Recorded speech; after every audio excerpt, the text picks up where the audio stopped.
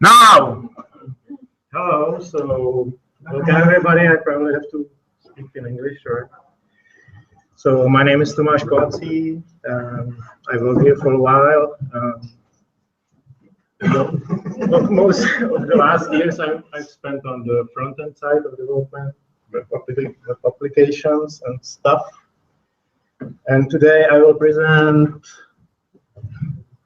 PostCSS technology with this funny sky's the limit idea. So, scope of this presentation is I will tell you what is PostCSS, I will tell you what it is not, what makes it special, how fast it is, and more, all in 15 minutes. Okay, so what is PostCSS? It's modular CSS processor. It's very important, it's processor. Very unique in its approach and with no limits regarding its processing capabilities. If the operation can be defined, it can be performed. And prove me wrong if, and I give you candy. There are some, but later. Okay, so how is it possible? It's about, I will just read it. So PostCSS translates CSS code into object model that JavaScript can manipulate with its full power of JavaScript, and provides this model for manipulation to chain of JS plugins and of user's choice. So you basically process, you send the, I will talk about it later. So what you do is, you run PostCSS, transforms your CSS into object model, and then runs it into plugins of your choice. So you can run 3 plugins, 1 plugin, zillion, whatever. Yeah, currently there is over 200 plugins available.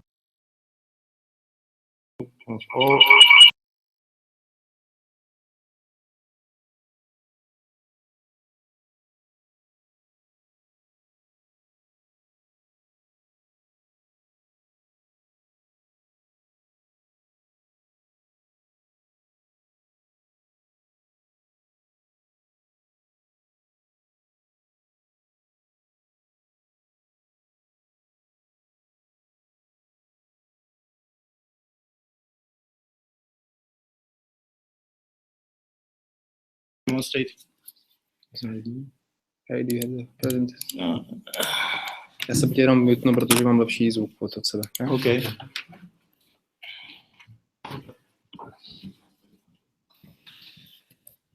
So, hype off about technology.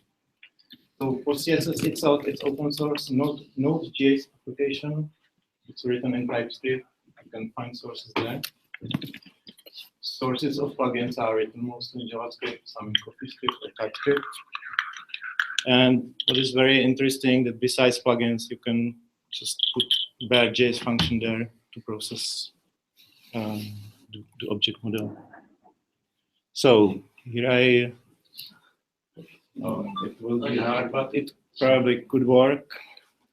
So on the left, you see the source CSS file. And on the right, you see some JSON-like representation of data model created when the CSS is parsed. So you have the root node. Each node has its type. If it's container type, it will have nodes, array of nodes. And each node could be the comment, which you can see up there. It's type comment and the text, which is inside the comment. You can have declarations. Those are those $signed things. You can have at rules. At rules is the rule starting by at. So for mixing, we will use at rule. Again, at rule is container, so it contains another nodes, another declarations. Here we have padding. Here we have margin with its value. And when there is a classic rule, what you have really in CSS, it's like this one, it's rule. There's selector declared, which is used in source CSS. And again, there are nodes, again, declarations, approvals, and that's it. So how does it look when you use it? You use something for chaining Node.js. I'm not very good with this terminology, but you probably know it. So here we create, we acquire modules we need. So we need gulp. When we use gulp, I'm using rename later and PostCSS itself. Then we declare the array of processors we want to use. Then we create gulp task, where we just pipe PostCSS at some place after source is loaded. We give as a parameter, we give array of processor. That's it. Basically. The rest is manipulation with file which is created. I just want to rename it and put it into this directory.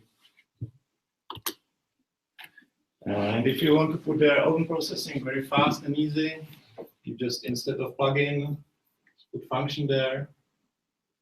As the first parameter, you get the CSS object model, and you can do whatever you want with it. Here we do just very simple manipulation with declaration font family. So we say walk declarations font family. We get a declaration as a parameter of callback. We do something with declaration. That's it.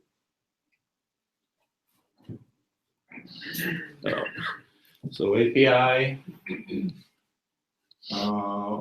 There's a PostCSS module itself. It provides methods for parsing CSS, for creating new nodes, provides some helper modules.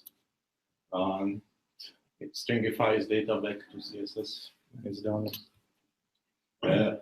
For manipulation with existing nodes, there is common methods injected directly into nodes. So on the root node, you get all these methods you can use. So which are the methods for going through declaration rules, add rules, etc. You can append, prepend, clear, whatever you think. You'll probably find it there. There are some classes declared. One is processor, which is used, as I said, for the processor itself. It will do this parsing and stuff. There's some results class, lazy result for some promises based flow. Warning class, CSS syntax error, it's important. Some representation of input.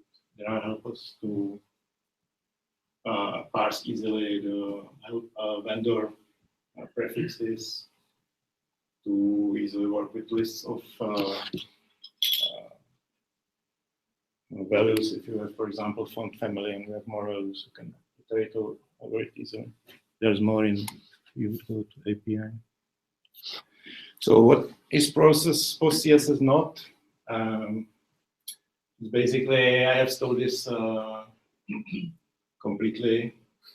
This page. The idea behind it is to say that it's really versatile. It's not only one thing. It's preprocessor if you put preprocessing plugin there. It's postprocessor if you put postprocessing plugin there. It's not only future syntax, because a lot of people use it for future syntax support. So you have some syntax which will be supported in 2 years, but you may create plugin which you already implemented. You already can write code in future syntax, but it's not only it. It's not only cleanup or optimization. There's like analogy to sandwich, where you have bread. The bread is this PostCSS. It really depends on what you put inside, what it will do, how it will taste, or whatever. If it's lunch or only some snack. So what are another advantages? So thanks to its modularity, it's very lightweight because you use only what you need. You can use one plugin. You don't even have to use plugin. You can just have one function. It's very easily maintainable because those plugins are just small pieces of code, like hundreds of lines of code. So it's usually maintained by the guys who made it, so you don't care about it. And it's really fast. It's hard to tell how. If they made some comparison with less, and it was like 3 times faster. But it really depends on configuration. So I think the best feature is that you really don't depend on anybody if you need something to do with CSS and you don't see the tool for it. What's a nice feature would be this post-processing category. It can process existing CSS, so you can have like 10 years old CSS files, and you just want to change color theme. You can process it by this create plugin, which will just replace some color strings with different ones. It's used for linting. It can be even used for code revision. It does not process nothing. It just can tell you, okay, you should not use blink or what's called. Yeah, and it seems like it could survive. It's used by big shots like Google. They usually use just some plugin, not the whole package. You can already play with it on CodePen. What are these advantages? Yeah, so even it looks very nice, there's disadvantages. One is that when you create this pipe with all those plugins, you need to care about order because some plugin may be dependent on another. There even may happen some cross dependencies, so maybe you will need to use one plugin twice. You simply need to take care of it. It's not like you run less and you know that it will do first imports and then it will do variables. You have to be more careful. There are slight differences in syntax. So if you are used to mixing in less, it may be called differently, and it is in the mixing plugin for this PostCSS. And another thing quite important is that source CSS must be valid. You cannot put there just some mess where some text would work and some wouldn't, which probably less would survive. It really fails even if you just put one wrong comment. For example, if you are used to use comments in less,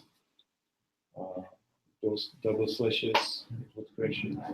So what comes from it is that you just cannot introduce some custom annotations, for example. You really need to follow the CSS formally. And it's still young, so I will show you now in idea that you may bump into issue that you won't see nice color coding, and it will show you some errors. So let's try to open IDEA, even I'm a little scared how it will look on the screen.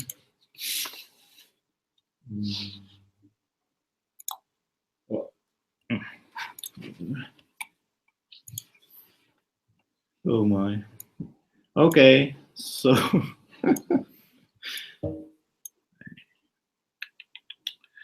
okay, so can you see at least something? I will do this.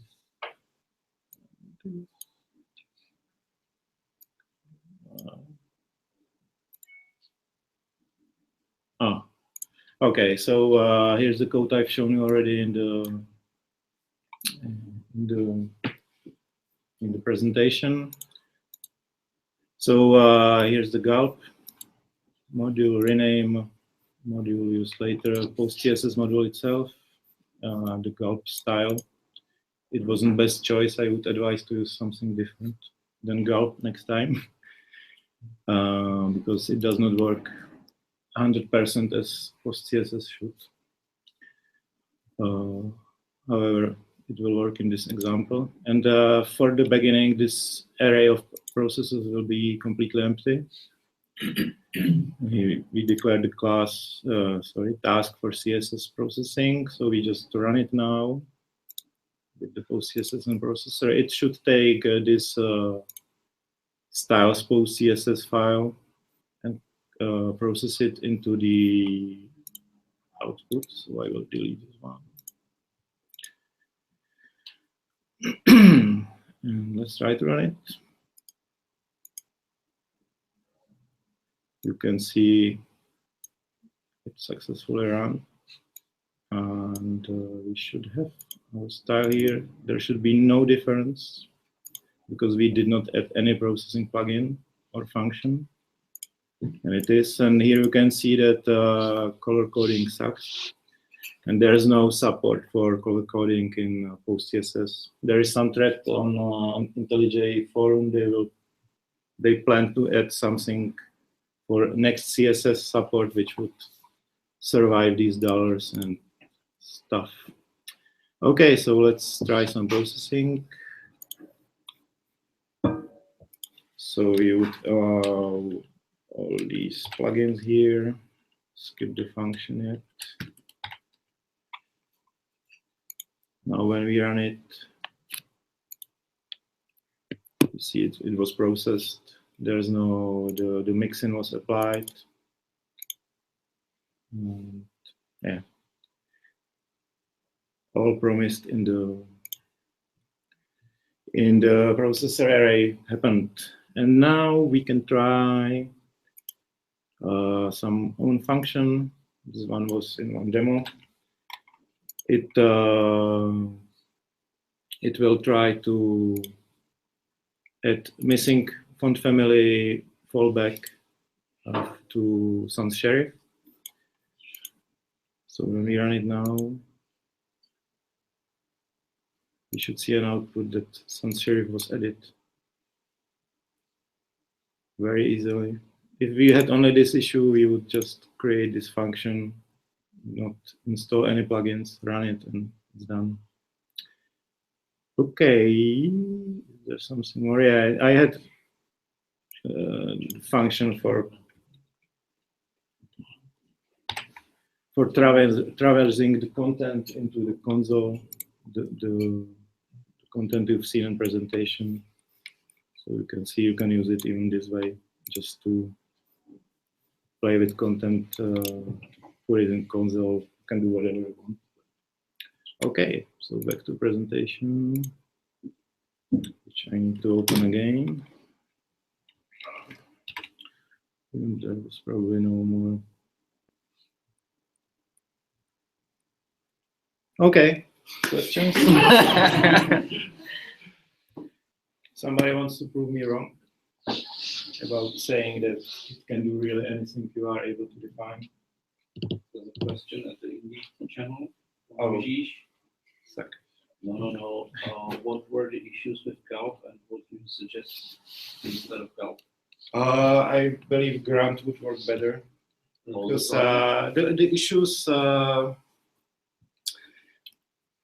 as I said, you can use this, or maybe it was my misunderstanding that could be a double option, because I was trying to use this this Gulp PostCSS as the PostCSS itself for parsing, for playing with nodes, and it did not work. But maybe that was my misunderstanding. You probably need to, if you would install module PostCSS, it probably will work. I take it back. I'm really not strong at these engines. Sorry. Okay, so another question? No? So let's do another presentation because this is double indeed. Now about something completely different. ThreeJS, the JavaScript 3D library, WebGL, as simple as it gets. I think it couldn't really be simple to play with WebGL than this way. So scope is, I will tell you what is WebGL first, then what is Three.js, and what are the features, show you demos, show you how easily it's done, how I use it, and so the way I got to play with it, and maybe you can tell me how you would use it. So WebGL, you maybe know, who knows? I expected it. Okay, so there is already JavaScript API to play with graphics. So GL allows you to render interactive two-dimensional or three-dimensional graphics inside an HTML canvas element. If you would use this link to check if you can use it in browsers, you would see that it's really supported in all modern browsers, even on mobile phones, tablets, etc. So if you are just creating a new application for modern browsers, you are safe. But you have to be careful because support depends also on hardware and operational system, because you are playing really with hardware accelerated later in your graphic card. Yeah, it's flexible, it's powerful, but programming is quite talkative. You really have to write a lot and hard to tune and debug. So I will show you this.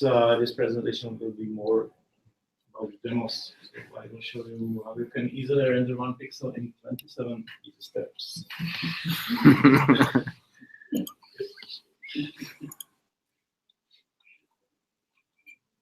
Or maybe no.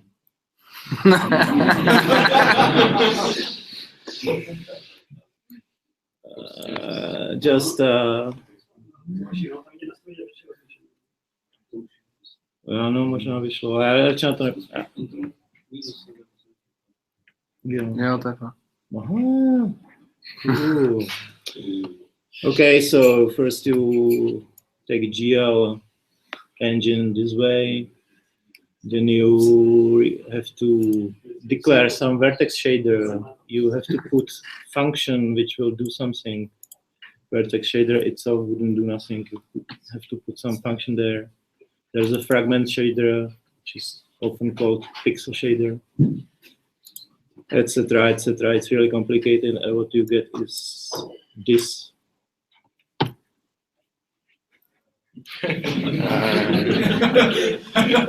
So really, not the way how to start with it. Could scare you off. Yeah, and what may be surprising when you start to play with it is that there is not much 3D functionality inside. You have to program it there. Now, what is Three.js? So it's 3D JavaScript library. It's popular and very, very easy to use. And it's used by many big names. I will show you some list later. It can use different renders, but we will concentrate only on this WebGL use. It allows to create scenes, put cameras there, put geometries there. It can load models from some modeling software. You can put lights to scene. You can use materials, shaders, particles, just like snowing, for example. You can do animation there, and there's a lot of mathematical utilities injected as well. So the geometry stuff you have to Google for them. So let's see the examples.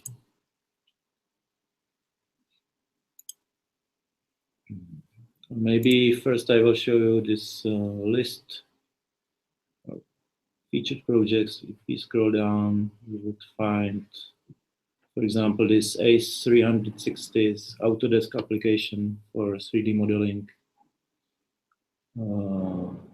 This was some doodle with Rubik Cube by Google. I believe Google Maps has something with it, etc. So let's see examples.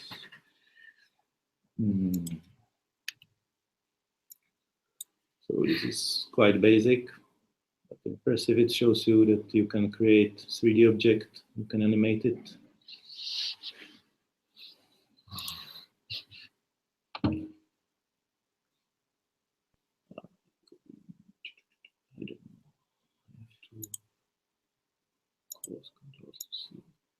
So you can play even with such modules, texturing, sort of stuff.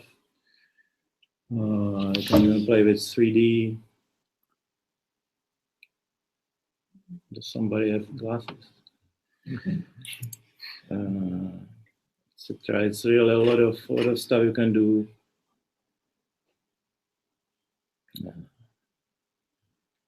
I wanted to prepare a list of what to show you to amaze you, but I feel a bit did not manage.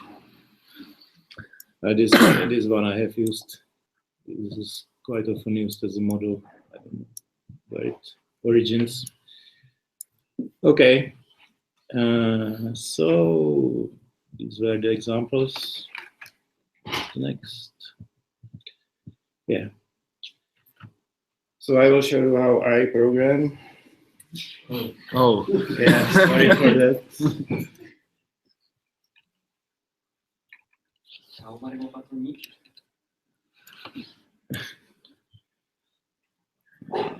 So close this one. It will be a little tough here. I will try to do this higher resolution.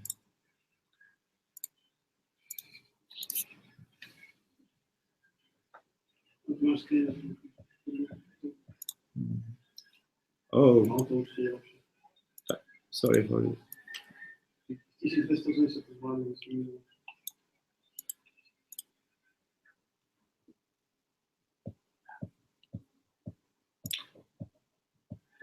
Wow. It's like seeing PostCSS for the first time. Okay, so what you need to do to see something 3D on your screen, on your web page. So it's quite simple. You just declare some HTML.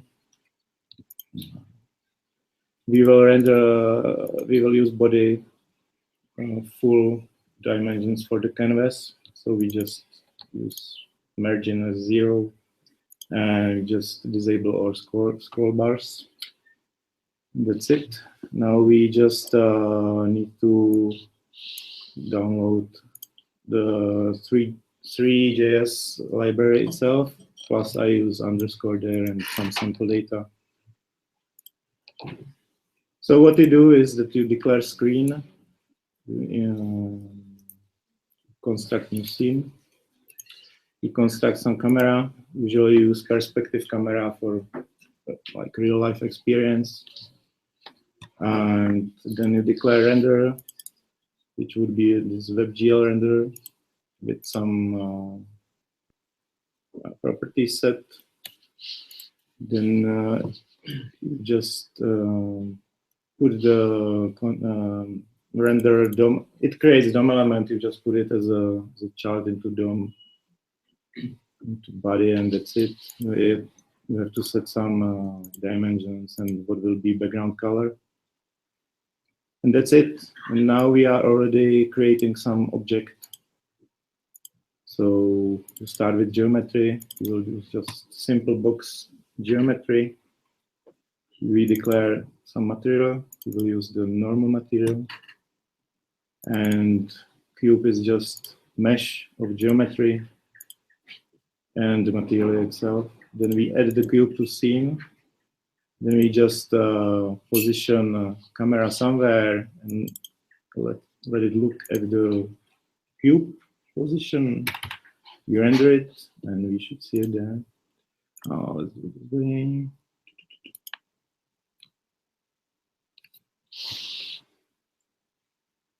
Yeah. So now we have cube in canvas. It's not very sexy now. So we'll go a little further. We'll close this one. Do you have WebGL comparable code that does the same stuff? No, sorry. But it will be like a zillion lines of code already. So you want to control orbit somehow, or you want to travel around the object, basically move the camera. There are Usually you use orbit controls when you like want to look around. And the other option is to use the third person, like when you play the, oh, sorry, first person shooter game. So you can go this style. But let's try orbit controls. So you just download the orbit controls library. You initiate it this way. Just scroll nahoru, prosím tě, už to není vidět. Yeah, so controls which attach to camera. Now the camera will be controlled by these controls, and which element is used in the HTML structure. And now we need to refresh the screen or re-render the screen when a position changes. So we create this callback function for rendering, or not callback, sorry, just the function for rendering scene every time we need it, and we attach it to controls event change. So when you change controls, we want to re-render scene. So let's try it again. Now you can travel around. Okay, let's go further. Usually when we play with it, we want something to happen on the screen, so not just static picture. Even it depends, but yeah. So this time we will suppress this on change controls, and we will render scene every frame we are able to render. So this is done by this request animation frame. This is HTML5 function. It calls your function when a frame is created. So we will set this animate function to be called when the frame happens, and we have to do it after each frame. So that's the first line here. It will happen always. Now let's have some array with callback functions we will call when we do refresh, and then we just render the current scene. So if I would run it now, we are not.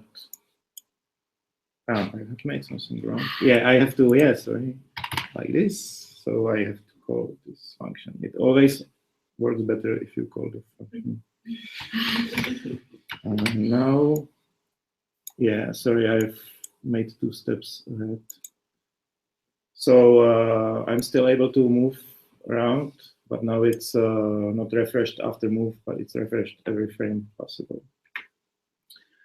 And yeah, so when we want something to happen there, the easiest way is to rotate with some objects.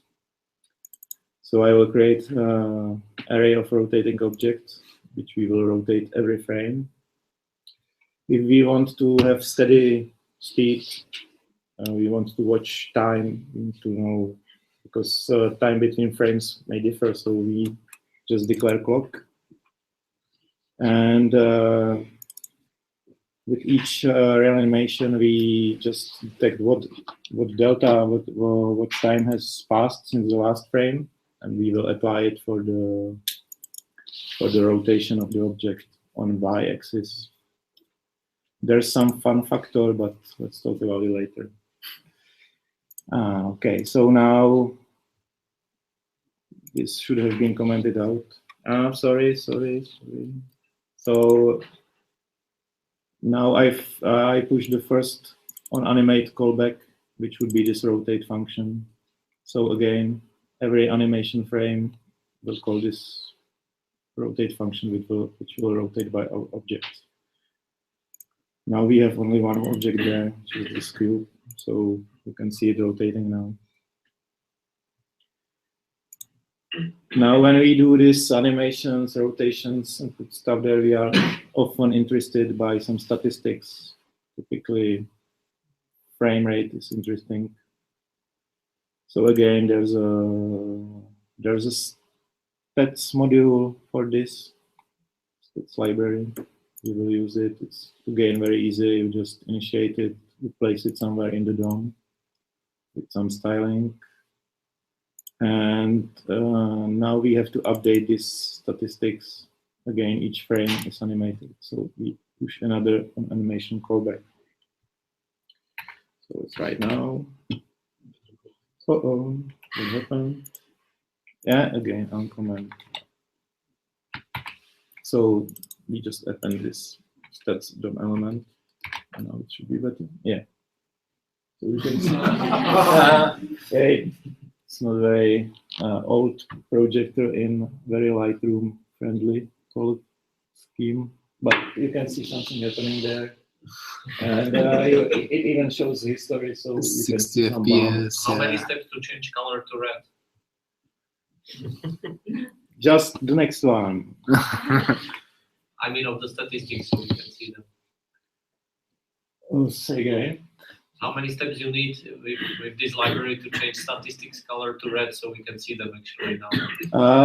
It's a normal element. It's not. It has nothing to do with the canvas itself. It's placed over, so it's normal element. You can style it here, but I won't.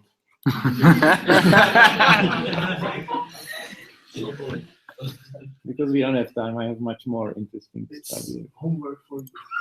Yeah, exactly. Okay, so let there be a light, because at this moment we did use material which does not care about light.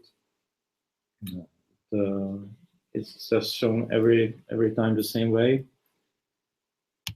So now let's make it more interesting. We use new material for the cube, which is called Mesh Lambert material. This material already needs to be shiny on to be visible. It needs light. You wouldn't see it if there's no light. I can show you actually. Do it. Yeah. You can see it from all sides. No, this time was demonstration. And now, first, we can use ambient light with some not very shiny color. So let's do just very gray light. It's applied from all angles, same way. So on the side now. I've added ambient light to the scene. Let's roll it. And now, yeah. It's not very sexy. I have declared a red color. Oh, sorry, you don't see it. Okay, so ambient light sucks, but it's because I have used very small. Oh, let's try something. Let's do some reddish light there. Yeah, you can see it more.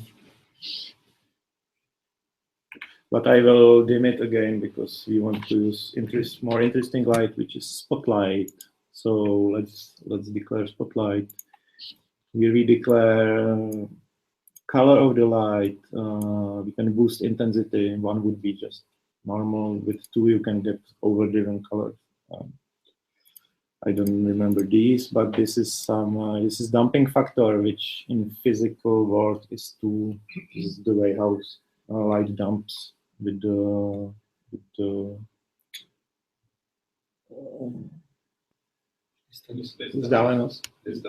distance. Thank you. Yeah, and with spotlight we will do something yet. We want to use it like spotlight put on the camera, so we always see. Yeah, so we always see what we are looking at. So here I declare a function for following camera. So it has to be again called with every. Oh, I can actually, yeah, I can do it on change of controls because that's the time when I move camera. So I call it for the first placement, and then I call it each time I change position of controls. So let's put the spotlight into the scene. Yeah, now you can see it.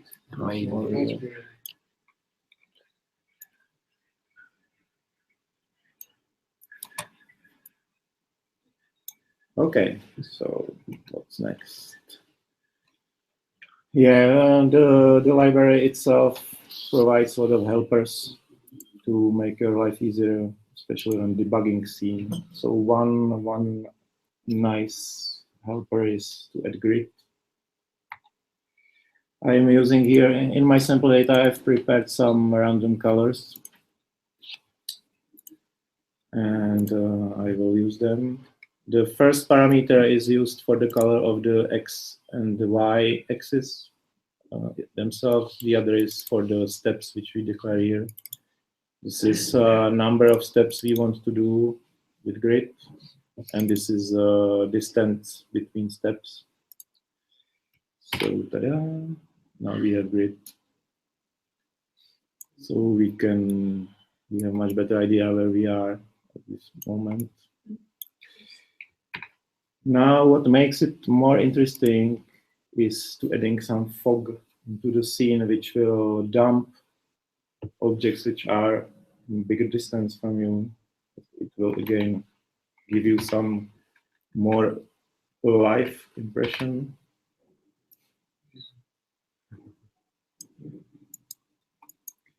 And by the way, this fog is functionality of your graphic card. It's not programmed in by shaders or stuff.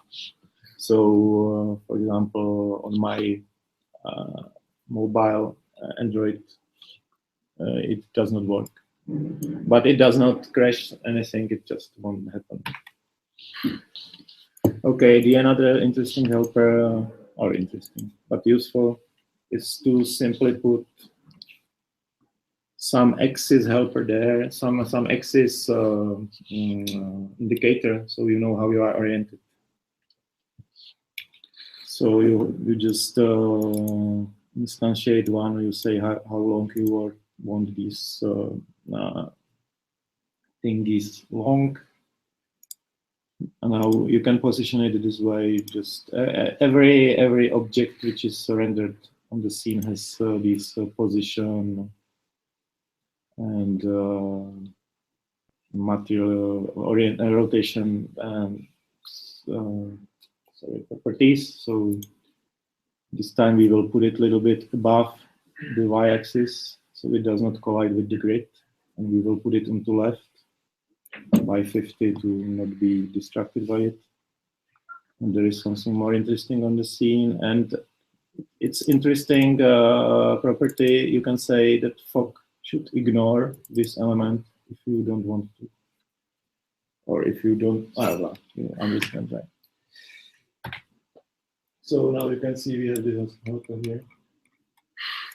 It's really simple, but it's sufficient to just know RGB is X, Y, Z. So always you know which way you are if you see the helper. It's not very well visible, but you can see that you can still see it even everything else disappears because fog does not apply here. Once more. Yeah, exactly. And now some simple modeling. So there are some, I would call it helpers again, which will help you to model some model instead of just putting them from some software which is used usually for creating models. So I have created a little function here for import and extrude. I will import the data which I have prepared before. It's a little bit more complex at the first, but it's just my function is doing this import. So for import, I will import objects like this.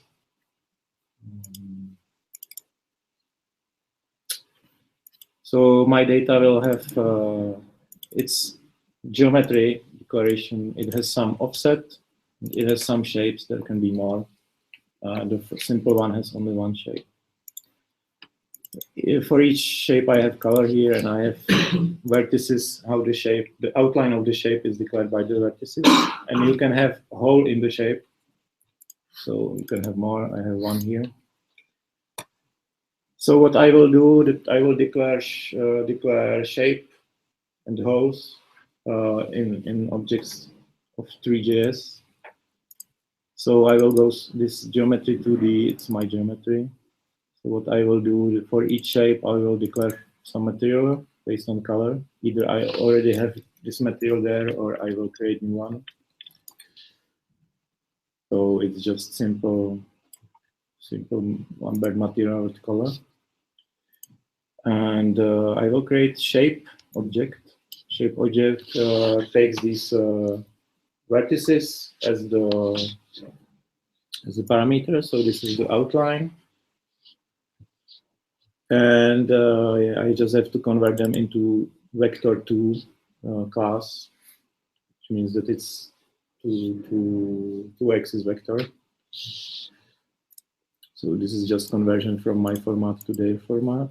So here I have shape with the outline. Let's ignore holes for now. And geometry, that's the important thing, that's the extrude geometry. So what it will do, it will take the shape and extrude it by the parameters declared. Extrude settings are just very simple. I just say what height should be the extrusion. I will talk about bevel later. So now we should get just very simple shape, which is from -10 to +10. What is it? Square with this offset, because I wanted to have it somewhere placed. So I have it like this. So let's try it. Let's import the first simple shape. I have it there. This is the one. It's already put into rotating objects array, so that's why you see the rotating as well. It happens here. So if I wouldn't put it there, it just would stay there, do nothing. So this is our shape. This is how much it is extruded. And now I will show you another interesting feature of this feature of material. You can say that you want to see wireframe only, so you will actually understand what happens there. You want, but you can maybe see a little bit of it. You can see that it creates polygons to do surface of the shape. You can see those polygons from the top. This is like triangle polygons. Why don't we see whole? Because I have commented it out yet for the first time. So now let's put hole there. Let's remove. Let's keep wireframe there because it will get more interesting. So let's roll it. Now you can see the hole is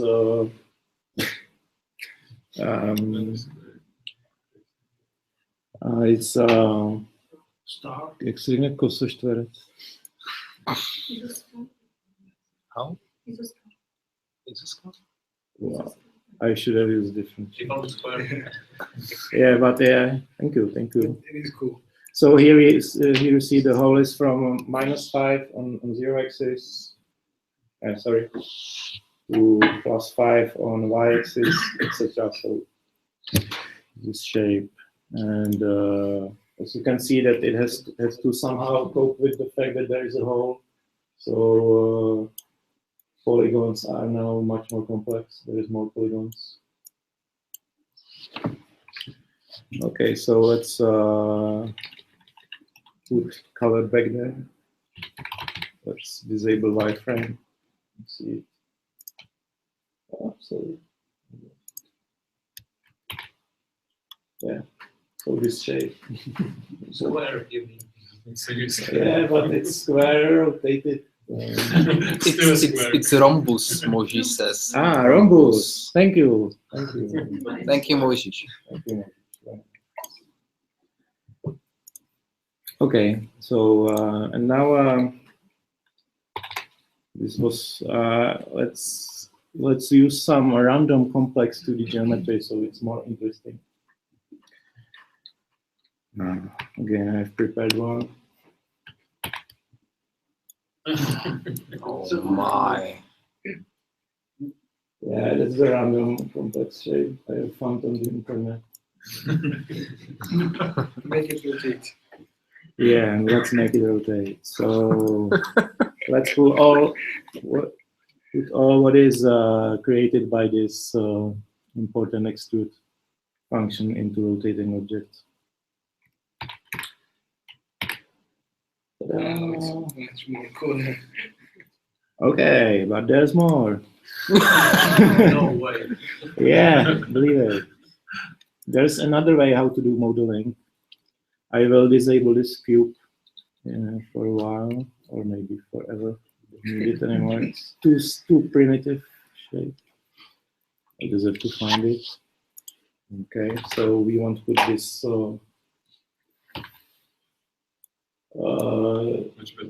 yeah, the box there, because we will do something around this point 0 now. So another way how to do some simple modeling is using Light geometry. Everybody knows what is light. It's soustruh, tokar in Russian. Okay, so what light does is that you have some round object, and you go with knife around it. You remove material and you do these round shapes. It's like sculpting or something? I will. Let's see it.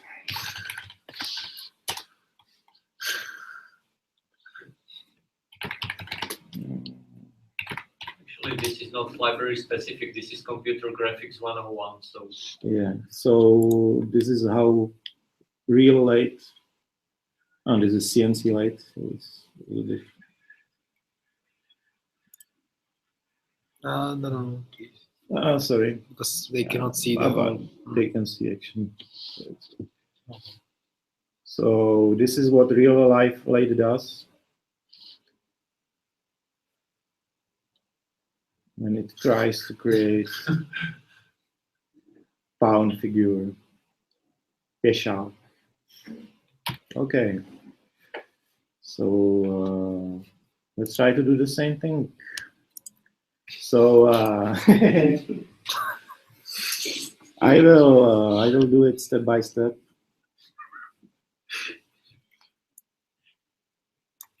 So what you declare is again some curve. Now, this time it's not closed shape, it's just curve, which will be rotated around z-axis to create the 3D object. So I declare these points. I initiate this light geometry, and this is points it should use, and this is the number of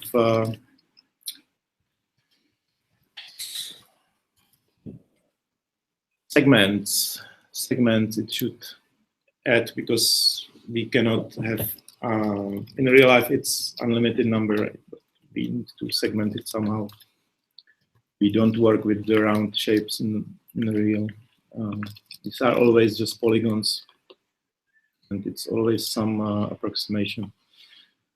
So in 32 steps, we will rotate this shape into z-axis. Then we just declare material. This time we will use ponk material, which also allows reflections, which is again more interesting.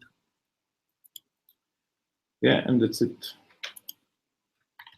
So let's try it just with these 3 points. So first is at 0, second is at 4 on the 0, so it will go up. Then it will go one step, yeah, on the z-axis, so up. So let's try it. Apply. Oh, sorry. Let me just check something. I have random color here. It's not good. Oh no, it's good. It's good random color. Oh no, come on, I forgot to disable something.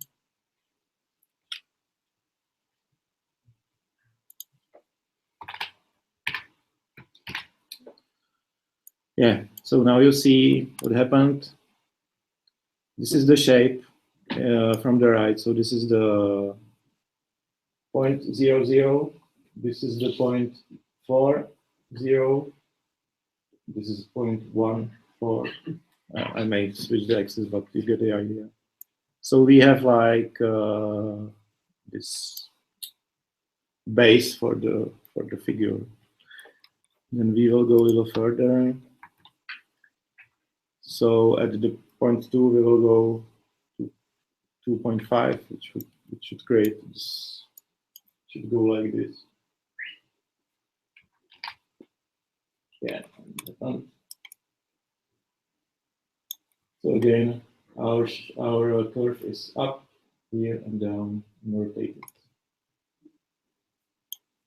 And this way I could go further and further. At the end, sorry guys. Again, this is points I have prepared already. Enabling them all because at the head part it was a little complex. So now we have found. So this is our shape. Up, left, down, down, up, etc. At the end. Yeah. Now, say again.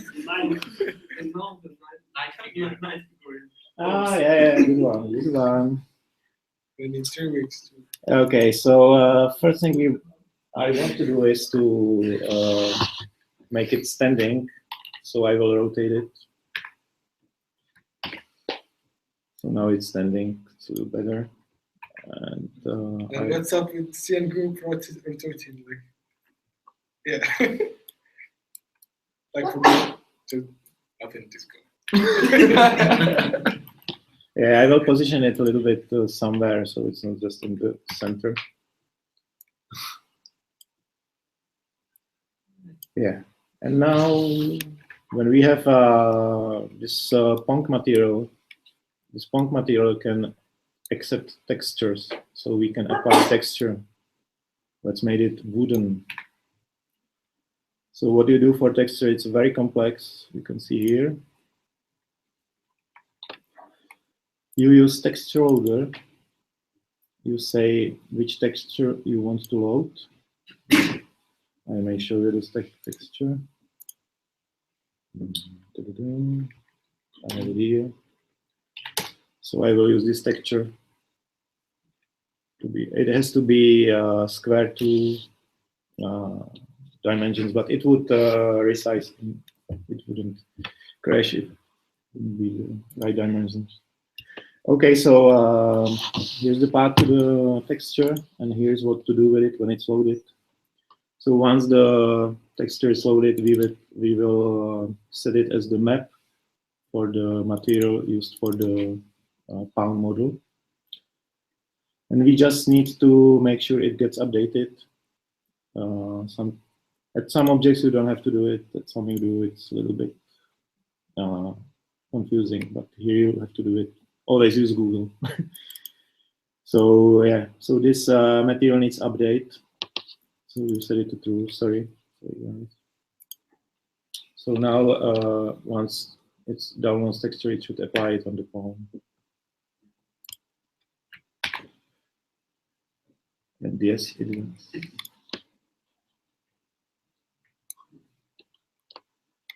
Yeah, sorry guys, you see the part of the screen where it's already a little bit crippled by the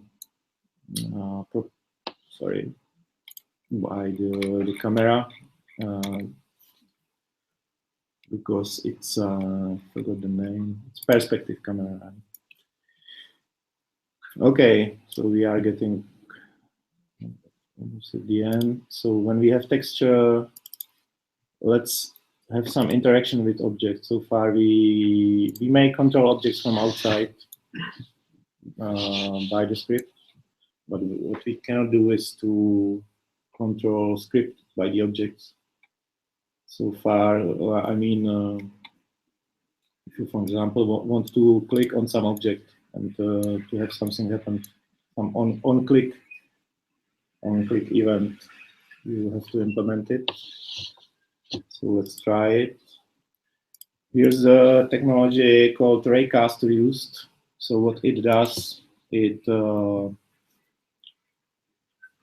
casts ray directly into the scene from the position derived from the mouse position, and the direction is derived from the camera angle and other properties.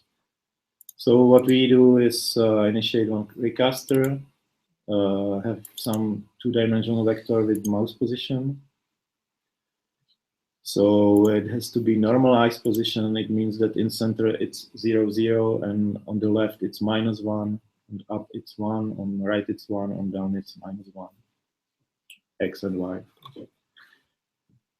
Now with this normalized position, we will update it always when the mouse moves. Now when we actually click on the command, we want to find which object we have clicked on. And now comes into the action this raycaster. So find intersex object. Raycasters sits from camera by the normalized position. And it finds all objects intersect on the way. We will just use the first one, which would be the closest one. So if we have found it, we will return it, the object itself, because intersection object contains more properties, but object is the thing we are looking for. So on mouse click, we will find this intersect object, and if this object has on-click function declared, we will call it. This on-click, it's our custom function added to project, sorry, to object. So it's not part of the ThreeJS, but it's still JavaScript object, so you can do whatever you want with it. So now we have this on-click happening when you click on the screen and you make some object. And now we just have to inject some fun, which means when we declare some action on object. We will again play with the rotating object. So when this object will have some fun factor, and we will on each click we will play with its value. We will reverse it and make it bigger. And now back to the fun factor, how it's applied. It's applied here when we animate. So we set rotation and we multiply it by the fun factor. So when you change the plus to minus, you will reverse actually the rotation direction, and as we are increasing, we will increase the speed. Basically, you do some magic. Yeah, we do some funny magic. So let's try. Let's try to zoom in more here. Just yeah. Let's play.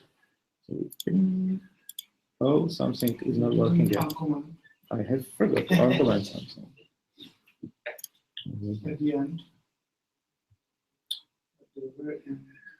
and that's what it's called, fun factor. Yeah, that's the most fun. Sorry, yeah, at the end. Yeah, of course, inject some fun. Arrow, fun location. Now it will be, sorry.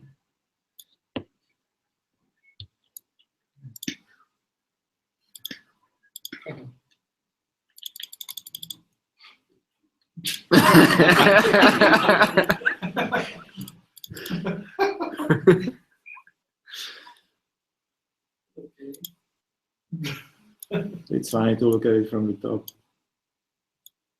Solar system, no? Yeah, it is, because it rotates around the 0 position of the object, and all objects are placed at the point 0, 0. Even it's here, it has coordinates related to point 0, 0.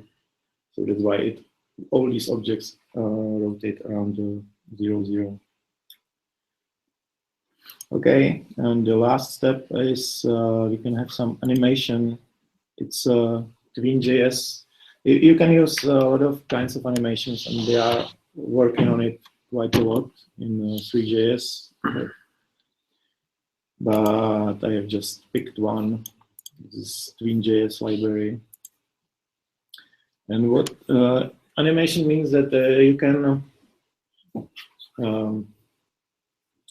somehow declare how should some object be animated, declared by some function, by some declaration. Then you just say start, and it starts. You don't care about it anymore.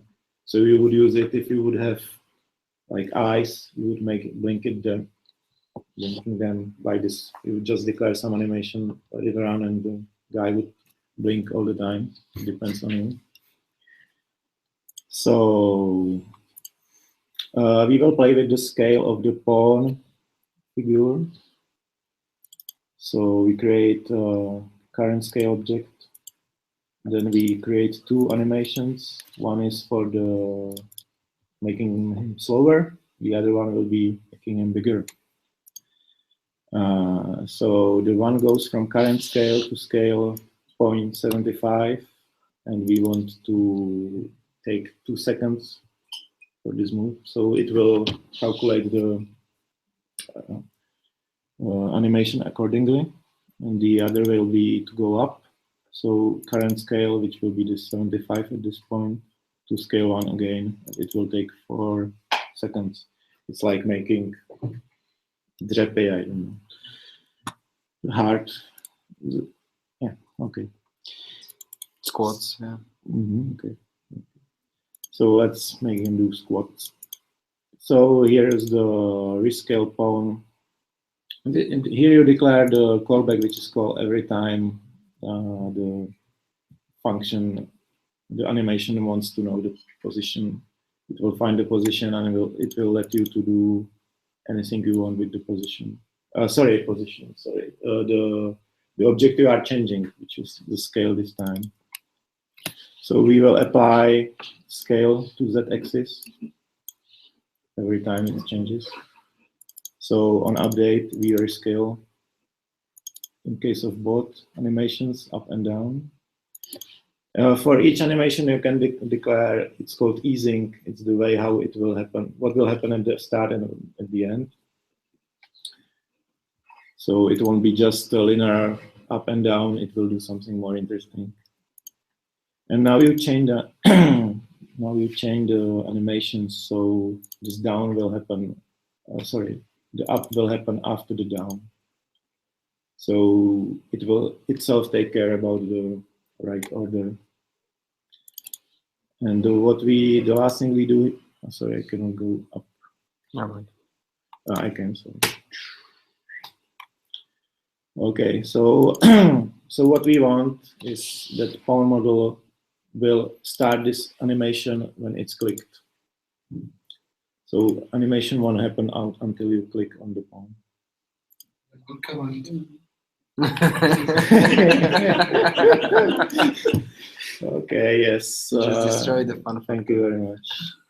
So it's again, on each animation, we have to update the tween, which is this animation engine. Okay, so let's try it. And no.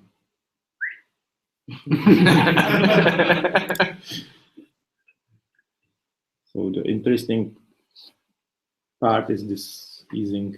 I haven't done much. Click it twice, click it twice. No, it restarts, but I assume you can configure it the way that it will ignore the start action if it restarts this time. So if I would click, it would still stay there.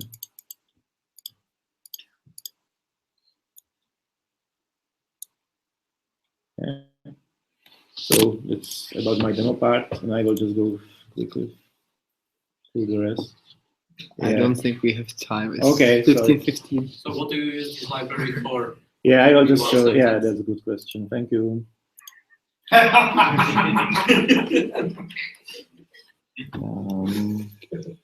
I assume it wasn't internal Yeah, project to draw logo. Oh, sorry. I will open it in Chrome. I will close this one.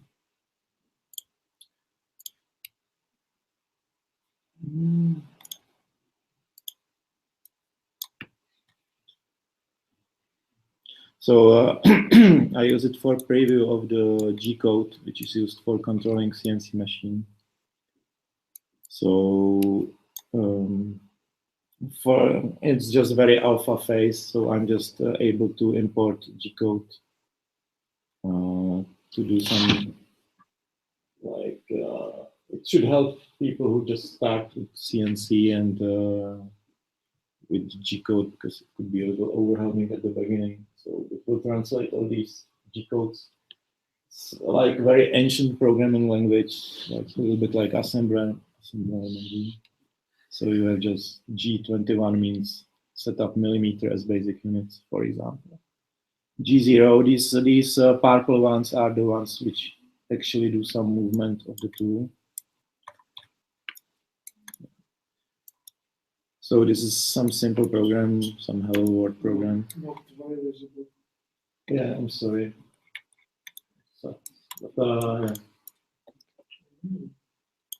So we haven't seen it up to now. Here I highlighted the movement, which is selected, so you can see what's going on. Yeah, some little complex one, but we will see. So we don't have CN project using this library yet. No, not yet. But I think we should keep it in mind that there is something like this, because it could be interesting. That was actually the last point of my presentation. So this, to ask you how you would use it, if you have some idea. I don't know, I will just do some fast conclusion. So we've seen it's very, very simple, but what is problem is that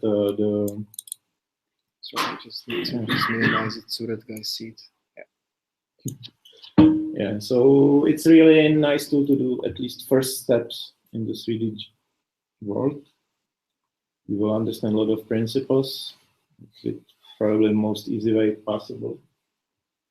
And but it comes with price of the performance issues. Even in my code, when I do when I parse some more complicated G code, it simply starts to stutter. And if you compare results with the real standalone 3D applications, it's like 10 years behind. But I don't think that's the point. You can still use it very effectively. I think there will be some like eShop or something. Or if you would just do some painting colors catalog, for example, you could give chance to select colors and put some lighting and like real life experience with future color. I don't know. Yeah, if somebody wants candy. Then, otherwise, thank you for your attention.